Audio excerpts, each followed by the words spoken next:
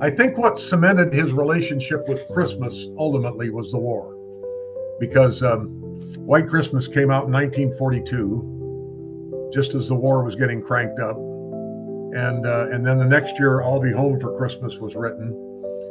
And I asked Uncle Bing one time, what was the single most difficult thing you ever had to do in your career?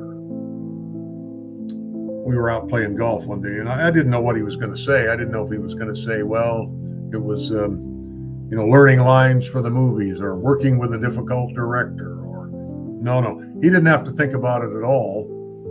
He said, well, 1944, we were over with a USO troop, and he said, we gave an open air concert for 15,000 GIs and British Tommies in an open air field in France. And we had Dinah Shore was there, and the Andrews sisters, and we did a show, and we had a lot of laughs, and the boys were having a wonderful time, great fun. But he said at the end of the show, he said, I had to sing White Christmas, and I had to get through the song with 15,000 GIs in tears and not break up myself. And a lot of those boys died the next week in the Battle of the Bulge.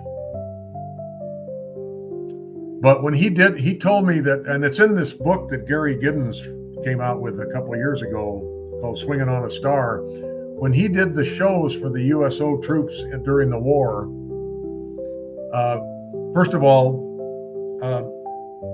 he wouldn't wear his toupee in those shows. He hated that thing. He called it a scalp doily, and he never wore it unless he absolutely had to. But he said, if I'm entertaining troops, I'm not going to wear anything phony like a toupee. Forget it. So he went on stage without a toupee in the shows for the troops. But he also insisted that the front rows at those shows were reserved for the enlisted men.